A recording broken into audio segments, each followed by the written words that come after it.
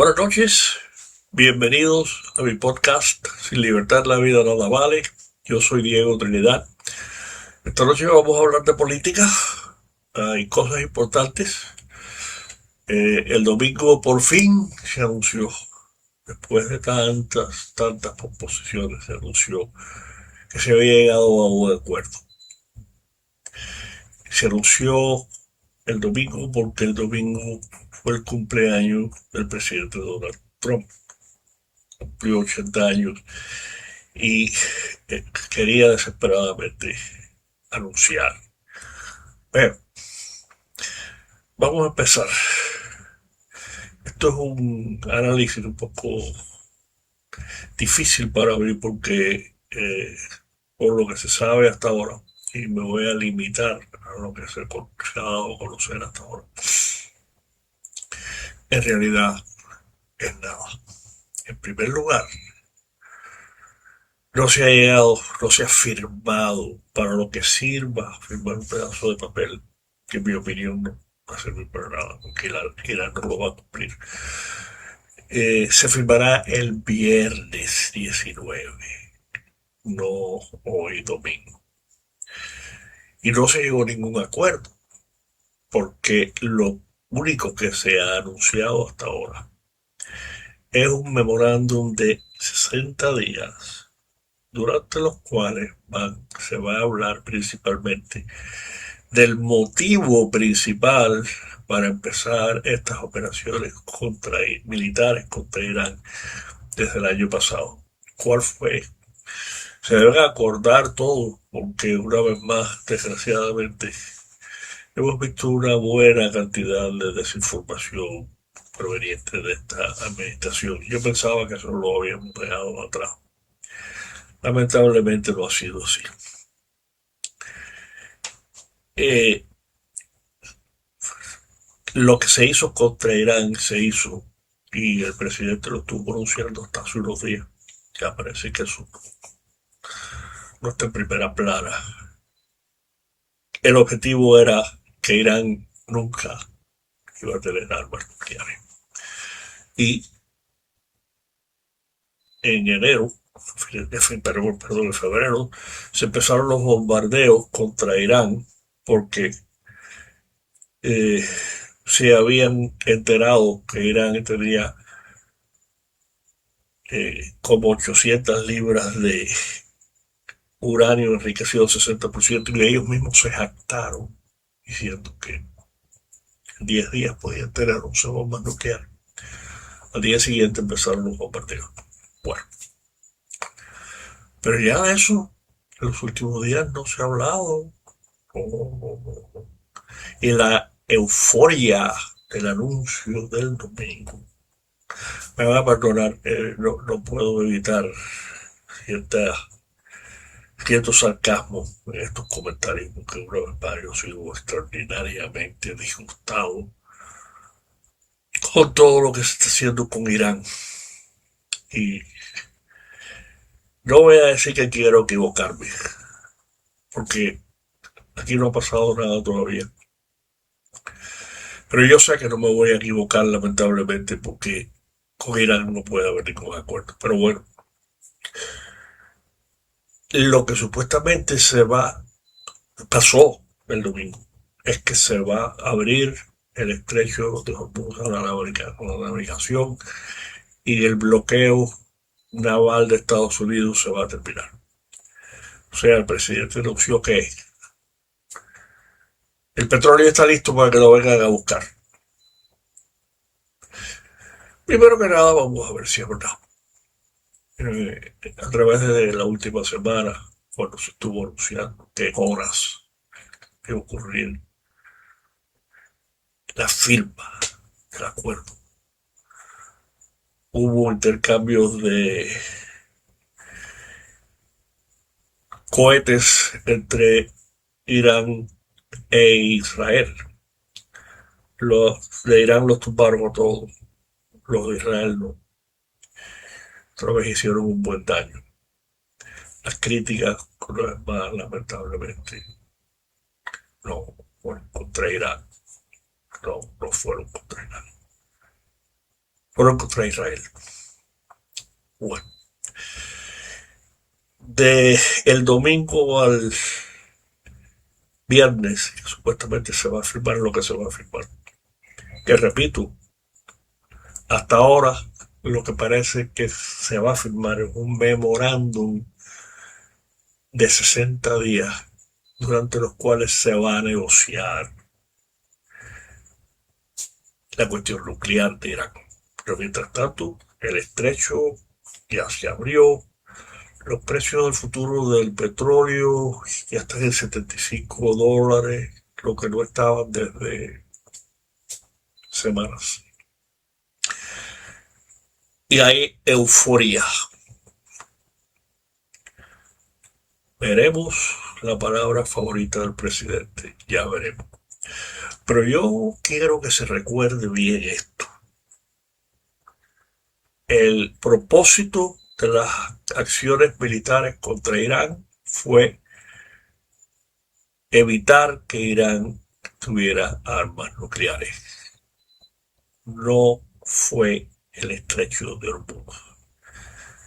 También quiero recordarles que ni un solo barco se hundió en estos 2 meses y medio de tregua, cuando Irán estuvo simplemente amenazando la navegación internacional. La razón por la que la navegación se suspendió casi, que quedó casi en cero, con todo lo que el presidente una vez más se jactó diciendo que en los últimos días secretamente habían dejado pasar 100 millones de barriles de petróleo sin que nadie lo supiera. Quizás. Yo verdaderamente simplemente yo no creo una palabra de ninguno de estos anuncios y de estas exageraciones y de estos alardes. Así que no lo sé. Pero pues dicen que se va a abrir. Se verá prontamente. Pero la razón por la que el tráfico paró fue porque los seguros a los tanqueros aumentaron astronómicamente, no porque hundieran un solo barco, que quede bien claro esto. Así que vamos a ver si los barcos empiezan a navegar ahora que el estrecho está abierto y que el bloqueo naval de Estados Unidos ha terminado. Es decir, quedan unos días a que llegue el viernes 19, cuando supuestamente se va a firmar el memorándum ese. Repito, no hay ningún acuerdo, eso es lo único que se va a firmar. 60 días para seguir negociando. Los 60 días esos pueden ustedes estar seguros que se van a posponer. Van a ser más, y va a llegar un momento que nadie se acuerda, así unos 60 días. Y si no hay ningún otro encuentro militar, que es casi imposible que no se produzca, por lo menos en lo que se refiere a Israel, gracias a Israel, gracias a Israel. Como la existencia de Israel depende de la desaparición del régimen fanático y homicida de Irán, pues mi confianza en Israel sí que es completa. Va a seguir. Y pues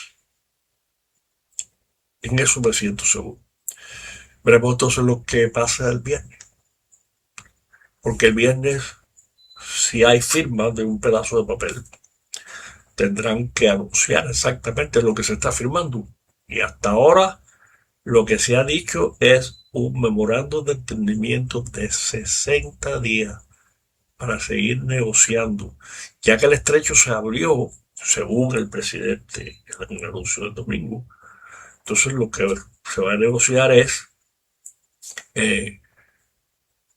bueno, que Irán no tenga armas nucleares, que Irán no tenga los medios para disparar las armas nucleares, que Irán no siga financiando a los grupos terroristas, específicamente Hamas, Hezbollah y los Houthis en Yemen, y a todos los demás grupos terroristas que ellos financian a través del mundo. Y entonces dijo el presidente el domingo que, casualmente, como si eso no importara, ¿no? Fue la razón de ser de todo esto. Bueno, quizás en un mes o dos iremos a Irán a buscar el polvo nuclear. ¿Qué polvo nuclear? Cualquier cosa que hay abajo de los escombros del año pasado, cuando atacaron los emplazamientos nucleares, eso no es polvo. Si hay algo, está el uranio ahí enterrado y nadie sabe dónde está, ni siquiera si está. Pero él dice que van a buscar el polvo y lo van a sacar. O sea, lo que está diciendo es que Estados Unidos va a mandar personal a Irán a buscar y a sacar ese polvo. Eso yo no me lo creo ni por un día de fiesta. No va a entrar un solo americano a Irán a buscar nada. Entonces, pues, vamos a volver al famoso acuerdo que nunca existió entre Kennedy y Khrushchev para terminar la crisis de los 4 de octubre del 62 en Cuba. Todo lo que fue un intercambio de cartas y aún así las condiciones no se cumplieron por parte de Cuba y la Unión Soviética en el caso. O sea que no había ningún compromiso de Estados Unidos de no invadir a Cuba. Pero el hecho cierto es que nadie ha invadido a Cuba desde entonces. Así que hubiera acuerdo o no, lo que hubo se ha mantenido. ¿Será este el mismo caso? Veremos. Como él dice, entonces dentro de mi disgusto, como no sabemos nada, sería especular, o sea, lo que se sabe es lo que ya yo he dicho. Cuando llegue el viernes, en el próximo programa que yo haga no el próximo del jueves, puede ser el programa de historia otra vez, pero el programa del próximo martes, pues ya sabremos qué pasó el viernes. Así que vamos a dejar esto atrás porque una vez más, mi interés, como ya yo he anunciado en un par de programas, es seguir hablando, informando primero de la propuesta para rebajar los impuestos sobre la propiedad del condado de Dade County del gobernador DeSantis, que fue implementada por la legislatura de la Florida y está en la boleta ya en noviembre. 60% de los votantes tienen que aprobarla para que se enmiende la constitución de la Florida y se convierta eso en una ley. Que entonces con las modificaciones que hizo la legislatura, en vez de 250,000 el Homestead Exemption va a subir a 150,000 el primer año, de 50,000 que es ahora, y a 250,000 en el segundo año. Pero algo muy importante de lo que no se ha hablado ni se habla mucho. También en la propuesta que va a estar en la boleta, la legislatura ha limitado el aumento del estimado de la propiedad. Sobre el estimado es que se pagan los impuestos. Es decir, si una casa vale en el mercado $500,000, pero si el valor que el gobierno le ha eh, eh, implantado a la propiedad es, digamos, $200,000, sobre esos $200,000 es que se paga el impuesto. En este ejemplo, una propiedad que tenga un valor eh, eh, puesto por el Estado de $200,000, como tiene una excepción de 150, el impuesto que se va a pagar es sobre $50,000 nada más. Entonces, pues obviamente los impuestos van a bajar por lo menos en la mitad a todos y cada uno de los propietarios. Como ya se conoce bien, para evitar los ataques que van a venir, se hizo una excepción a los impuestos que van hacia la educación. Eso se va a quedar nada más que en $25,000, no en 150,000. O sea,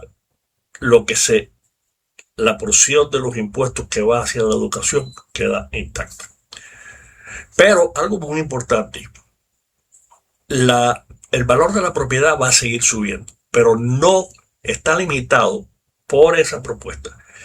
Lo que se le puede aumentar cada año a lo que el gobierno le pone como valor a la propiedad, por lo que se paga el impuesto, nada más que se puede aumentar un máximo del 5%. Eso es muy importante porque eso quiere decir que los impuestos simplemente es lo único que pueden subir. El valor de la propiedad puede seguir subiendo, pero el valor que se le pone a los impuestos nada más que puede subir el 5%. Y entonces esto es muy importante que se entienda. Y yo seguiré hablando. De aquí a noviembre voy a seguir hablando de esto. Es lo que principalmente voy a hablar de política.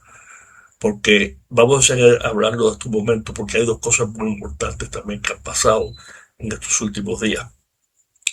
Los que estamos apoyando, aunque yo no he tenido nada que ver con lo que les voy a decir, eh, han hecho unos ataques preventivos, vamos a ponerlo de esa manera, para que la gente se dé cuenta del despilfarro de los gobiernos locales y por qué esto tenía que venir. Entonces, pues dos cosas importantes. El jefe financiero del Estado se llama Blaine Ingoglia, hizo un video detallando el dinero que cada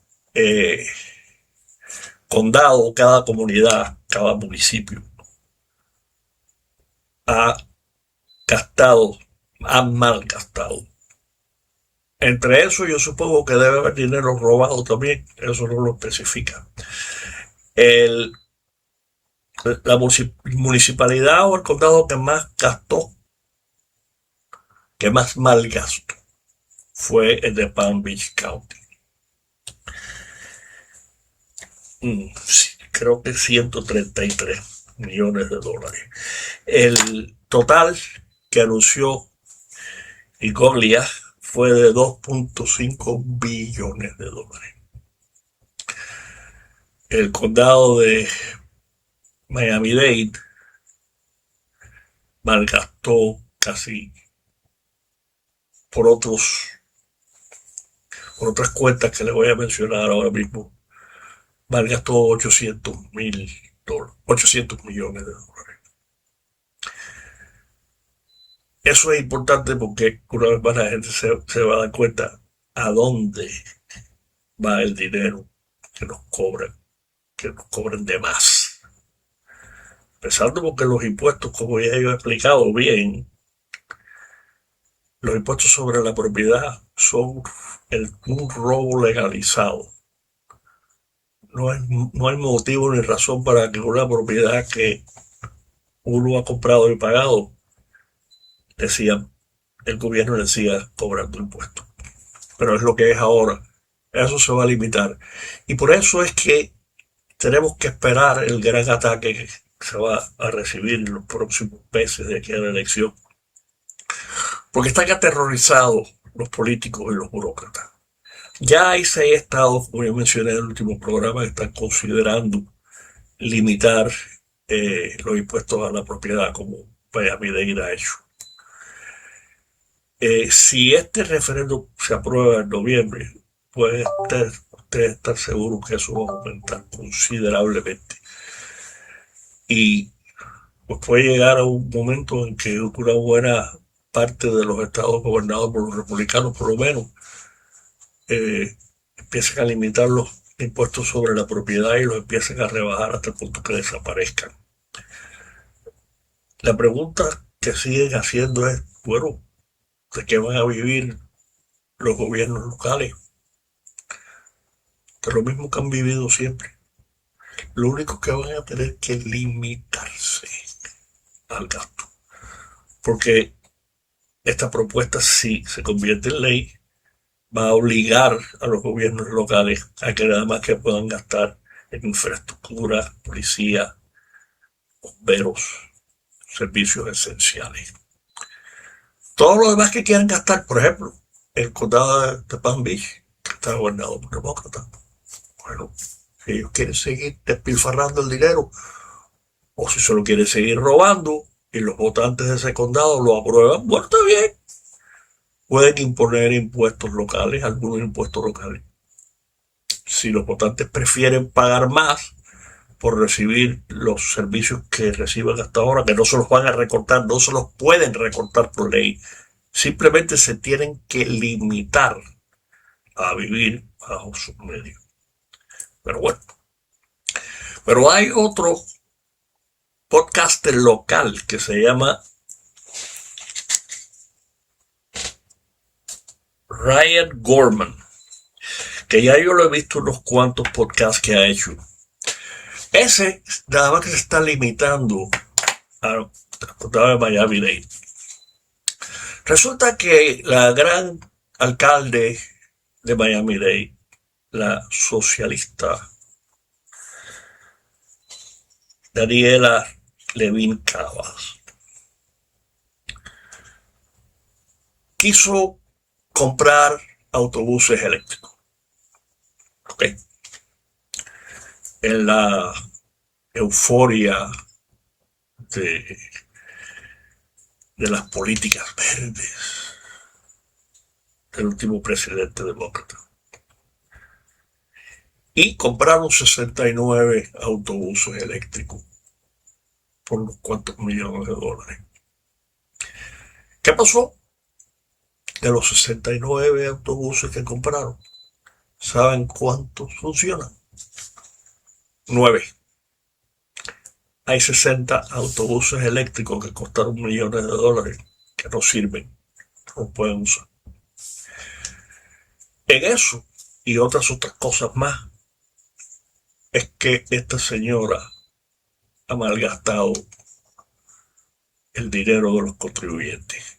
Yo les puedo mencionar 2 casos más, específicamente aquí en Cutler Bay, que por cierto, el municipio de Cutler Bay no se va a limitar al 5% del aumento de la propiedad. Al contrario, el municipio de Cutler Bay, desde que se fundó, tiene el 2.5% de aumento anual por ley. Aquí no se puede subir los impuestos más que el 2,5% sobre el valor de la propiedad, no el valor del mercado, el valor que paga impuestos.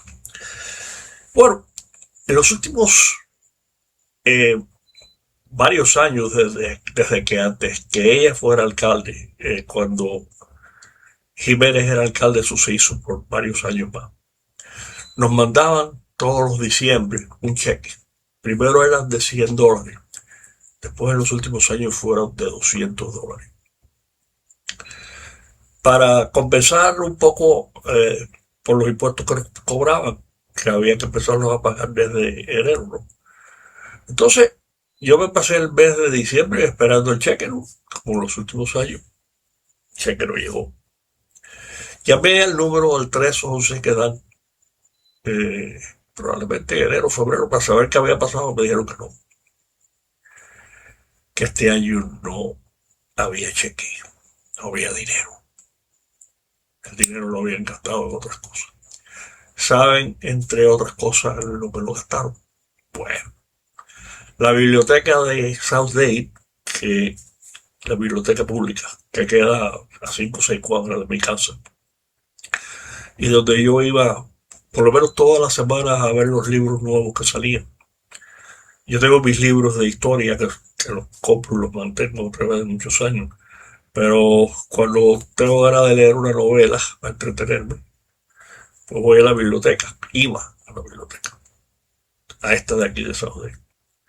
Hace más de un año la cerraron para renovarla. Yo no sé lo que van a hacer. La biblioteca estaba perfectamente. Era una de las más grandes y las mejores del condado. Renovarla. Sí, renovarla quiere decir robarse una buena parte de la renovación. La semana pasada yo fui a la biblioteca de Palmetto Bay para preguntar. Me dijeron que quizás la reabran en abril del próximo año. Está programada. Ya eso lleva meses de atraso. Por eso no hubo dinero para las personas mayores este año, por ese tipo de gastos. Por eso el condado de Miami-Dade está prácticamente quebrado, por esas políticas de los demócratas. Lamentablemente a la ciudad de Miami probablemente le va a pasar algo parecido. Eligieron a una alcalde demócrata aliada de Daniela Levy Cava. Vamos a ver cómo les va. Tuvieron un buen gobierno los años de Francis Suárez, que trajo una cantidad tremenda de nuevos negocios, de nuevas compañías, grandes compañías nacionales se mudaron acá a Miami. Ya veremos si eso sigue. Como yo no vivo en la ciudad de Miami, pues no estoy al tanto de lo que está pasando. Pero veremos en los próximos meses si los estragos que hace el señor alcalde de la ciudad de Miami son parecidos a los que ha hecho su aliada en el condado de Miami-Dade. Así que hasta ahora eso es lo que tengo nuevo. Si hay cualquier eh, noticia que haya semanalmente, yo voy a estar comentando de esto. Y los voy a seguir exhortando a que por favor todos los dueños de propiedad y los que no son, todos nos vamos a beneficiar. No le crean las mentiras que van a recortar los servicios. No pueden hacerlo por ley. Así que eso no va a suceder. Además, lo más importante, el miedo que más le metía por los niños, por los estudiantes, que lo único que hacen los sindicatos de maestros es abusar de esos mismos estudiantes, negarle la buena educación. Pues eso ya se exceptuó. Van a seguir recibiendo lo mismo que recibían por el mismo valor, $25,000 de la excepción del Homestead Exemption. No va a cambiar, eso está en la proposición que va en la boleta en noviembre. Así que por ahí todo sigue igual. Dejando esto y pasando a otros asuntos que han salido a relucir. Un par de cosas interesantes en política nacional. La directora de Inteligencia Nacional, Tulsi Gabbard, que tuvo que renunciar hace 2 semanas, pero en efecto al fin de junio, porque su esposo tenía cáncer, que por cierto lo operaron y la operación parece que salió bien, pero ella decidió dedicarse a cuidarlo en vez de seguir en su trabajo. Y ya nombraron a alguien interino, que por cierto no fue un buen nombramiento, y ahora han nombrado a otra persona. Así que, pero bueno, ella la semana pasada hizo una serie de anuncios sobre investigaciones que ella ha estado haciendo en los meses que ha estado en su cargo, sobre las mentiras y los engaños de la administración del presidente Biden sobre el origen del virus chino. Yo siempre he dicho el virus chino y se lo voy a seguir diciendo. Nada de COVID para mí. Virus chino. Se creó en el laboratorio de Wuhan. Lo sabían, lo ocultaron, lo encubrieron, mintieron. Todo empezando por el doctor Fauci, que a pesar de que el presidente le dio un perdón por anticipado, por si acaso, pero eso no incluye algunos cargos que le pueden poner si todo esto parece que se prueba.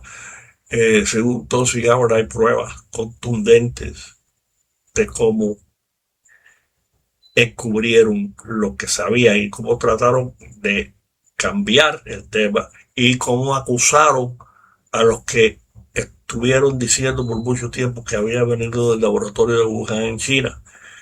Pagaron, algunos pagaron, les costó el puesto, les costó dinero, les costó la reputación. Así que esa investigación parece que puede seguir. Y también el fiscal general interino, que a mí me gusta mucho, yo quisiera que lo nominaran a él, no sé si tendrá los votos para que lo confirmen en el Senado, pero Todd Blanche también ha anunciado que también hay evidencia, la cual yo siempre he sabido que había sobre cómo se robaron la elección del 2020. Eso no se ha terminado, que nadie piense que se ha terminado. Sí, nos dijeron que no había evidencia. Claro que no había evidencia, porque las cortes no dejaron que se presentara la evidencia que hay, que siempre ha habido. Si algo no se puede llevar a corte, pues no es evidencia. Claro, si el juez no lo deja. Y eso fue lo que pasó. En uno de los próximos programas, o por lo menos en parte de uno de ellos, yo les voy a explicar muy bien, para que ustedes sepan cómo se roban las elecciones, cómo se las roban todavía. Es muy fácil, es muy simple. No es conspiración, no hay ninguna conspiración de computadoras, aunque mucho de eso pasó, pero no. Ustedes verán qué fácil fue y qué fácil sigue siendo porque eso no ha cambiado. Eh, Fuera de eso, pues sobre Cuba no hay nada bueno. Siguen apretando a Gaesa, que es lo clave, es la clave. Siguen poniendo sanciones a ciertos personajes involucrados y la presión que se le está poniendo a cualquier compañía que haga negocios con Gaesa es muy importante. Esa fue la razón principal por la que Iberostar y eh, Mil, la otra, Meliá se retiraron de Cuba. El títere del presidente de Cuba, Díaz Canel, está ofreciendo villas y castillos a los inversionistas que vayan a administrar los hoteles. Vamos a ver.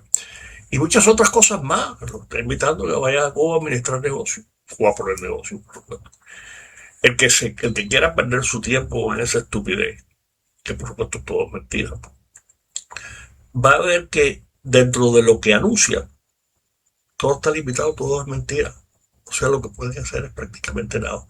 Y nada va a ser. Una vez más, ahí seguimos esperando, pero vamos a ver si el presidente cumple lo que ha dicho tantas veces. Después dirán, viene Cuba. Ahora ya no va a haber excusa, porque según él lo dirá, se acabó. Él anunció el sábado que la guerra se había terminado. Antes siquiera que llegara el domingo y pudieran anunciar lo que se anunció, que es nada. Él anunció que la guerra se había terminado. Bueno, pues si la guerra de Irán si ya se ha terminado, pues ahora le toca el turno a Cuba. Eso si se hace bien, que yo no tengo la más mínima idea cómo lo van a hacer, pero sí estoy seguro que lo van a hacer. Y puede ser que se mantenga en mi estimado desde principios de año que yo he dicho por mucho tiempo que pensaba que lo que iba a pasar va a pasar en el verano. Todavía no ha empezado el verano, pero el verano tiene 3 meses, así que hay tiempo para cualquier cosa que sea en Cuba se pueda hacer bien hecha y se logre algo. Y quizás por lo menos los que quedamos del exilio histórico podamos ver el final del régimen castrista. Aunque el futuro, lo que pasa en Cuba, nadie tiene tampoco la más mínima idea de lo que sea, pero yo sí puedo predecir con mucha confianza esto. Es muy fácil predecirlo. En primer lugar está en la ley Ellsberg, que es el plano de trabajo que se tiene que utilizar para cualquier cosa que pase en Cuba. Si ese régimen se termina o si hacen algún arreglo, pues yo no veo cómo. Vamos a partir del punto de que el régimen se va a terminar. Y lo que va a quedar como gobierno yo no lo sé. He expresado muchas veces que es mi preferencia y que prácticamente la única manera que yo veo de hacer las cosas bien es bajo una intervención militar americana, como pasó al final de la guerra hispanoamericana. Así que, eh, pero si hay seguridad, si hay confianza en que van a haber leyes que protejan la inversión, por supuesto que la recuperación de Cuba física, la infraestructura, la economía en sí, no va a demorar mucho. cómo eso se va a filtrar al pueblo cubano, que en buena parte lleva más de 60 años acostumbrado a no trabajar. Eso es otra cosa, porque eso es parte de la dificultad. El hombre nuevo de Che Guevara, que en efecto fue quizás el único logro de la revolución cubana, ha sido verdad. Lo que queda del pueblo cubano no tiene nada que ver con lo que fue el pueblo cubano, que lo representa todavía los pocos que quedamos de ese exilio histórico, porque los muchachos que han nacido fuera de Cuba, esos no son cubanos igual, por mucho que la familia les haya inculcado la historia y los valores de la Cuba anterior, y por supuesto los que han nacido bajo ese sistema mucho menos, son completamente diferentes. Eso lo sabe todo el mundo. Y los que quieran seguir hablando de nuestros hermanos de Cuba, que hablen ellos. Yo no tengo ningún hermano en Cuba, ni considero que ningún cubano que esté en Cuba sea hermano mío. Tienen que primero aprender sobre lo que es la libertad, y eso nos enseña en un día. Y de la misma manera sobre Venezuela ha habido un par de asuntos. Mataron a un líder del tren de Aragua durante la semana, los últimos días, y condenaron también a otro de los líderes aquí de la organización del tren de Aragua a multiaños de prisión por las actividades criminales aquí en Estados Unidos. La, la situación y las protestas en New Jersey, que como ya se ha demostrado bien, son pagadas, han sido pagadas igualito que fueron pagadas las de Minneapolis en meses antes. Eso se ha calmado. Estas cosas, eh, después de cierto tiempo, sobre todo bajo esta administración que trata de controlarlo y de apagar esos brotes, aunque sigan siendo apoyados por alcaldes y gobernadores demócratas. Pero después de cierto tiempo la gente se aburre aunque le sigan pegando. Entonces ha coincidido, por ejemplo, quizás algunos de ustedes piensen que no tiene mucho que ver, pero sí tiene mucho que ver. Por ejemplo, el campeonato final de basquetbol profesional se terminó el sábado por la noche y ganó el equipo de New York Knicks. Ganaron por primera vez desde el año 1973, primera vez en 53 años. Y hubo celebraciones que se convirtieron en turbas que acabaron con medio New York. Pero eso, New York como está al lado de New Jersey, eso le ha quitado bastante oxígeno a las protestas contra el centro de inmigración en New Jersey. Así que eso es lo que ha habido. No he decidido, pero voy a hablar de historia en el próximo programa. Lo anunciaré en los próximos días. Me quedé muy complacido con el programa que se hizo sobre Hamilton y el gran juez Marshall, los arquitectos de la nación americana. Es posible que hablara de Benjamin Franklin, mi personaje favorito de la historia de Estados Unidos. Es posible que hablemos de él. Eso sería una buena conferencia. Así que les doy las gracias, como siempre, por estar con nosotros. Y les pido que sigan hablando del programa.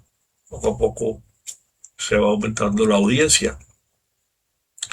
Estamos pensando poner el programa en quizás alguna que otra plataforma más. Pero aunque la audiencia es relativamente poca todavía, ya se han hecho 30 y este va a ser el programa número 37. Esto toma tiempo, pero en realidad yo les doy muchas gracias a todos los que lo ven regularmente. Eh, Algunos son amigos míos, otros me conocen por lo menos, pero a mí lo que me interesa es que vean y oigan el programa Esto se hace para informar y para enseñar. Es mi propósito. Y si eso lo consigo, pues lo puedo estar más orgulloso. Recuerden, todos los martes y jueves a las 8 de la noche por YouTube y Rumble. Sin libertad la vida nada vale. Muchas gracias por su presencia, por acompañarnos y muy buenas noches.